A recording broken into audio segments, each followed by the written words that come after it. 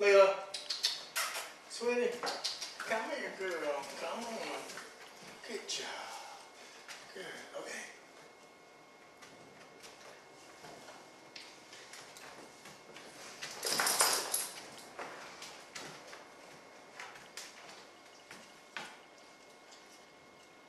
This is like the third time I've done this today.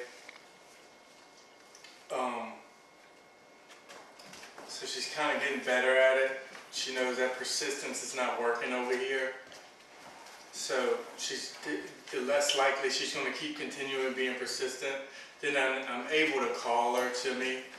But when she comes to me and insisting on being petting, it's just not, it's not a good thing. And I mean, what kind of relationship do we have?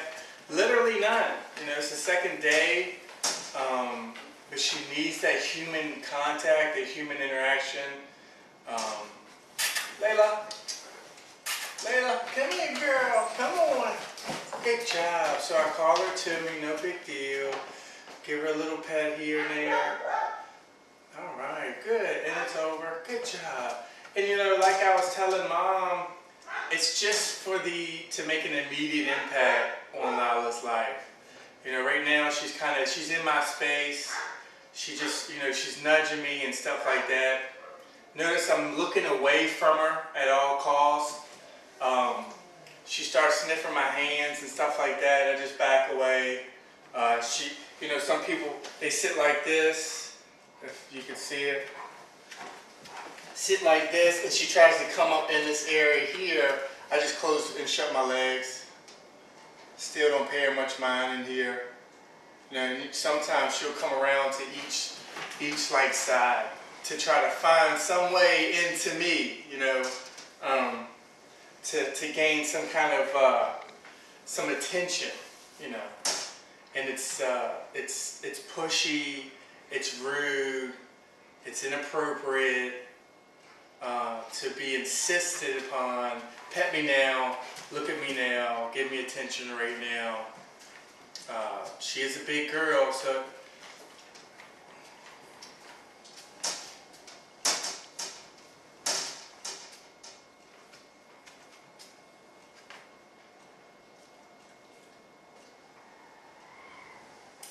looking away, dogs do this with other dogs. It's just basically a sign of dismissal. You're not even there to me right now. No matter what you do not exist in my world right now. So looking away is kind of a way to tell the other dog, it's not working. What you're doing now, it's not working. Now, we're trying to put the persistence and pushiness into an extinction kind of stage of training where it'll be basically less likely the dog will actually keep doing this type stuff. And we can use it more for training.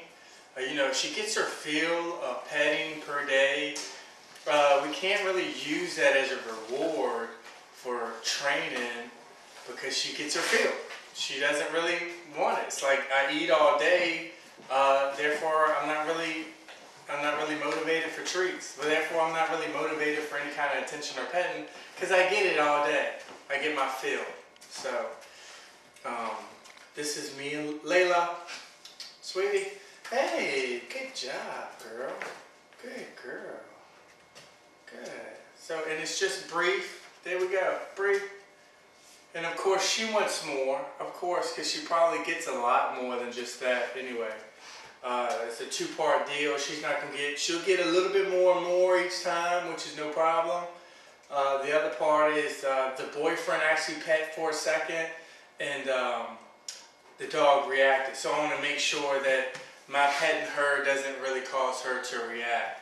So, I pet, I come from up underneath, I don't pet around the head, over top, I don't try to come over top of her. I come in underneath, pet under her chin, her chest area. I did find what she liked. Mom said something, I was talking to Mom on the phone today. Some jerky treats. So we have some chicken kind of jerky stuff, and finally she is eating. I think she's used to some type of richness in her diet as far as some people food that comes her way. So if you think about, well, why would I eat my own kibble when you're going to give me steak all day? Not literally, but just imagine you're on a bologna diet, somebody gives you steak, you're not going to really have a taste for bologna anymore. You're going to keep wanting that steak. Or, you know, it's, for instance, so if she keeps getting steak and steak and steak, and then you try to feed her bologna, you know, not literally, but, and she's not going to take the bologna because she knows she'll be getting steak anytime soon now. So she can just wait us out. She's very patient when it comes to that. Layla, sweetie, good job, girl. Good girl. Good. All right. Good girl. So, and you know, it's very brief. Of course, she wants more. I'm not going to give her more because she doesn't, for one, she doesn't run me at all, period. I know how pushy she is. I don't want to keep rewarding her pushiness. I keep petting at a bare, not minimum, but the duration is at a minimum. And she can get petted 6 to 7 times in 1 minute. But the duration is only going to be about 5 seconds. 1, 2, 3, 4, 5, and that's it. Because she doesn't really choose on how long she gets petted.